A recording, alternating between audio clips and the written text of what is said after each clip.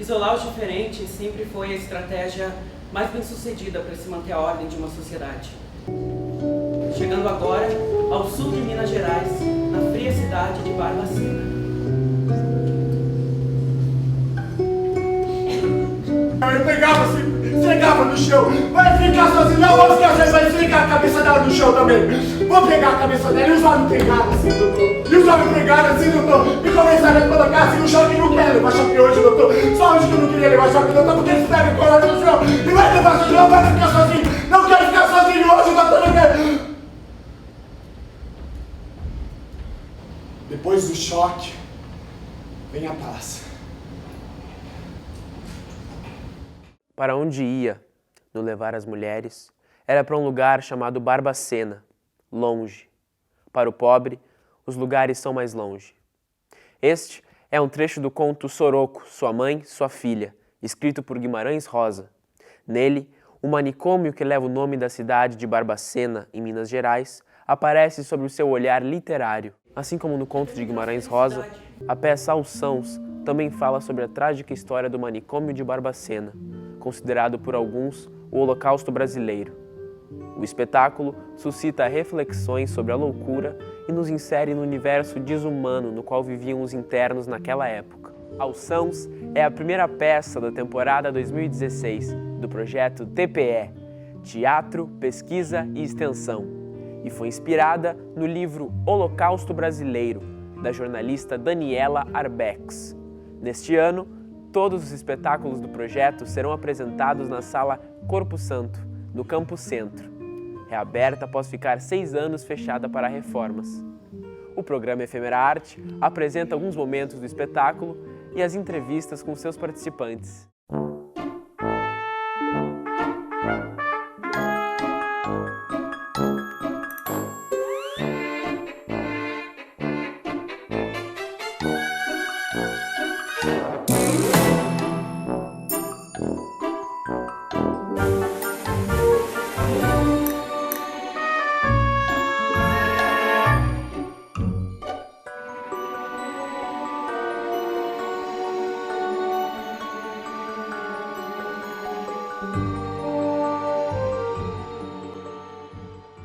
Thaís nos convidou para fazer parte desse trabalho em cima do livro que ela leu, da Daniela Arbex, que se chama Holocausto Brasileiro, que conta a história do Colônia, que ficava na cidade de Barbacena, em Minas Gerais, e foi um dos maiores hospícios que existiu, né, na história aqui no Brasil. Então esse local abrigou milhares de pessoas, algumas com realmente, né, algumas deficiências mentais, físicas, mas muitas pessoas eram colocadas lá de uma maneira muito injusta, né? A gente optou por falar do indivíduo que está lá dentro. Então cada um tem um personagem e cada um vai contar a história daquele personagem. Aquelas histórias, elas podem ser multiplicadas por tantos outros milhares que passaram por lá, mas a gente está falando do pequeno, do sutil, das pequenas alegrias e tristezas que existem dentro daquele espaço. A injustiça toda, ela está circundando essa história, mas a gente fala do pequeno. Tem vários discursos que mantiveram esse hospício durante anos e anos, né, durante décadas, e que esses discursos, se a gente for pensar, eles ainda são utilizados para justificar muitas atrocidades. A pergunta que ecoa aqui hoje é apenas uma. Normalidade para quem?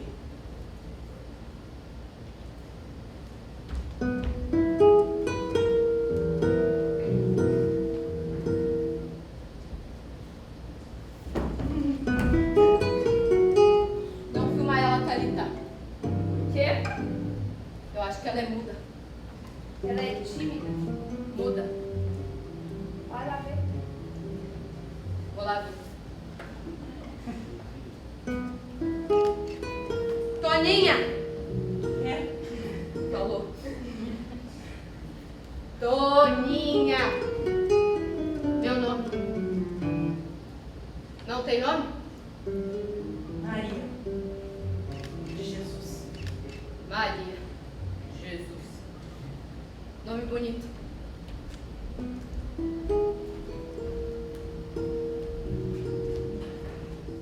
A gente criou várias cenas, elas não tinham uma ligação, tinham muitas cenas que também foram cortadas, e a ideia central da gente estar contando a história de uma personagem, de contar o universo da forma que a gente está sendo contada, em que uma coisa leva a outra, isso se deu só depois. Nós tínhamos uma cena disso, uma cena daquilo outro, e depois a gente linkou tudo isso e criou a estrutura da peça. Junto do livro, a gente teve também uma das fontes de pesquisa, foi o documentário do Elvésio Raton, Em Nome da Razão, que nos trouxe repertório de imagem, de até composição corporal, como referências, assim, para que a gente criasse. Depois que a gente leu o livro, a gente começou a pensar em coisas primordiais dali que a gente queria que tivesse na peça. Então, por exemplo, tem lá a cena da comida, tem a situação do frio, que era muito forte, mas também estímulos da Thaís, coisas muito simples. Teve um ensaio, por exemplo, que ela pediu pra gente levar objetos, e nesse ensaio eu levei o giz. E aí nasceu toda a história do giz e do meu personagem com o Vado. E também vinha muita proposição da Thaís pra gente trazer coisas. Então a gente escreveu muitos textos e transformamos em cenas. Tem vários dados estatísticos que são mesmo reais, né? Então o número de mortos, a alimentação que eles tinham, todas essas questões mais estatísticas mesmo, a gente quis que fossem exatamente como no livro, para, né, trazer ao público essas informações reais. Fez a gente refletir de que forma eu, como Raíza, como indivíduo e como atriz, me aproximo de alguém que viveu naquele lugar. São personagens fictícios, mas baseados nessas pessoas que existiram e que sofreram e que foram injustiçadas, e que, de certa forma, a gente, nesse processo de ensaio, a gente começou a dar voz para essas pessoas que foram caladas e foram ignoradas esse tempo todo. Entre 1969 e 1980, 1.823 corpos no Colônia foram vendidos para 17 faculdades de medicina do Brasil. Colônia era uma indústria de cadáveres próspera, já que morriam por dia mais ou menos 16 pessoas, por desnutrição, por falta de higiene, por tratamento inadequado, por frio. Os médicos e os estudantes de medicina provavelmente não tinham ou não queriam ter consciência da crueldade que estava por trás das peças que eles manuseavam. Mas eles deviam suspeitar quando percebiam a magreza dos corpos e a tuberculose nos pulmões. Quando as universidades ficaram abarrotadas de cadáveres, esse comércio decaiu. Então os corpos começaram a ser decompostos com ácido, no pátio do Colônia e na frente dos pacientes. No começo parecia ser bastante difícil pra gente, nos primeiros ensaios eram bem tensos, assim, a gente ficava bem mexido, bem tocado. Aí chegou um ponto em que a gente resolveu tratar isso com mais profissionalismo, sabe? Do tipo, vamos entender que é isso, isso, para que a gente também não se acabasse dentro da história desse personagem. A Thaís pediu pra gente trazer uma proposta em cima de uma ficha de personagem.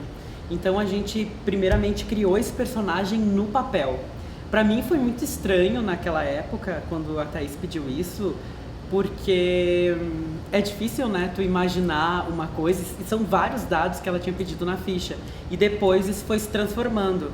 Mas eu acho que, de certa forma, as principais coisas que a gente colocou ali foram mantidas. A gente tinha um desafio bem grande, que é fugir desse clichê do louco, né? Porque se tem um padrão, loucos são assim, então a gente acho que teve uma busca muito grande de encontrar assim a medida dessas coisas, assim, voz, corpo, e fora o fato da gente fazer outros personagens também, porque cada um de nós tem o personagem principal, que seria o paciente, mas também se divide em outros personagens, né, que são os funcionários. No caso do sonho da personagem Thalita, também a gente entra como pessoas da família, da infância dela. Então acho que a gente tem que estar muito atento para esse jogo de entra e sai e tal. Eu acho que isso é um desafio, mas ao mesmo tempo é bom porque nos torna um coletivo mesmo, assim. Eu acredito que tem características de personalidade dos personagens, digamos assim, que também, pelo menos para mim, se construíram a partir de dos meus colegas, né, do que eles estavam propondo. Então, uma característica de ser a minha personagem, por exemplo, em alguns momentos ter uma coisa de quase uma maldade, assim, né, ironia, isso surgiu pela contracenação, né. A questão corporal eu acho que foi muito importante, né, desse estranhamento inicial dessas pessoas que são um pouco diferentes de nós. Como é que a gente traz isso pro corpo? Então a gente começou com tudo muito grande e eu senti que a gente foi polindo essas coisas de uma deformidade que era muito grande, de repente virou um gesto pequeno ali na cena, mas que é muito importante pra gente conseguir achar esse personagem. Achar esse personagem, às vezes é uma luta, acho que assim, em cada apresentação. Eu penso muito sobre isso porque é difícil tu achar um tom de uma coisa que tu mesmo tá criando. No meu caso, assim, eu usei tem muitas histórias no livro de mulheres que sofreram, então eu usei a base da Toninha, para mim, são essas mulheres que sofreram e que perderam os filhos e que eram abusadas. Ninguém se importa com essa gente que entra no trem que nunca volta. Ninguém se importa com o nosso corpo, nossa solidão e as feridas que ficam abertas. Ninguém se importa. Ninguém se importa. Ninguém se importa com quem não tem história, nem rosto, nem voz. Ninguém se importa com quem dorme lá na rua e come do lixo e morre de frio. Ninguém se importa. Ninguém se importa com o inferno que é esse luto.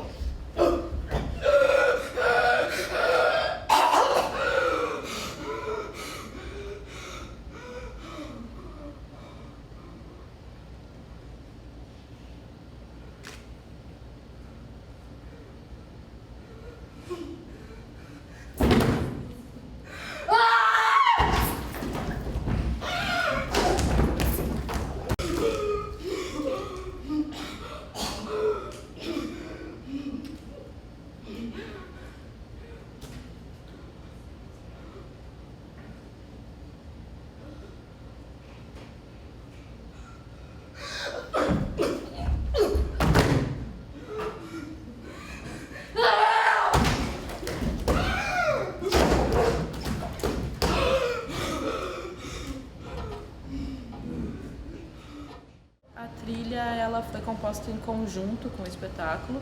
O músico que criou a trilha é o Maitã e ele veio desde o início dos ensaios e ele ficava assistindo as cenas e daqui a pouco ele trazia alguma proposta. E a própria música que a gente canta no final, que foi composta por uma pessoa que morou no Colônia. Então a gente também pôde ter a imagem no vídeo dela mesma cantando a música. Mais atrás em um macarrão, parece cola de colar balão. E mais atrás tem um macarrão, parece cola de colar balão. Eu sinto que tem uma verdade aí na música que a gente busca também na cena, é justamente essa de fazer com que as duas coisas sejam uma coisa só, assim, sabe? Por exemplo, na cena do frio, pra mim é essencial, assim, tá podendo ouvir a trilha, né? Porque me remete muito mais àquele lugar que não é o caso do palco. O palco é de madeira, é confortável, e a trilha me ajuda muito nesse processo, assim, de conseguir perceber o local que realmente essas pessoas estavam, né?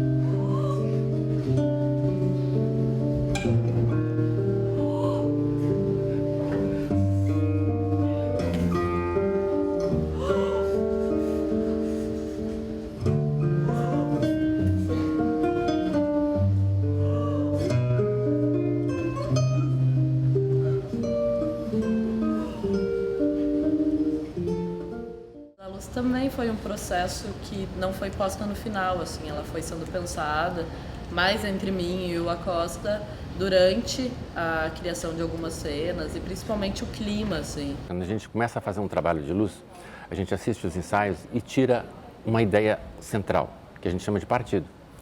Aqui, a ideia central foi um ambiente frio, um ambiente depressivo, um hospital psiquiátrico. A gente não trabalha com lâmpada quente para mostrar esse espaço, a gente usa corretivo que diminui a temperatura e abaixa a temperatura. Nos momentos de quebra é como se fossem frestas, assim, né? E que nessas frestas que é onde a gente, enquanto atores, vai dizer algumas coisas ali também. São janelas que se abrem, né, durante o espetáculo.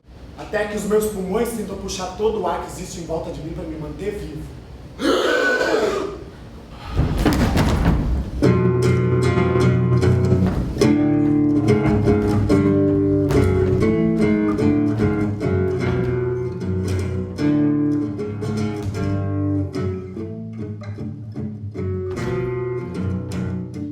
Os figurinos e o cenário, ele foi pensado para trazer uma ideia de vastidão, para tentar nos deixar pequenos diante desse lugar, assim. Mas os figurinos, o desenho deles, que foi a Thaís, foi tu que fez, né, Thaís?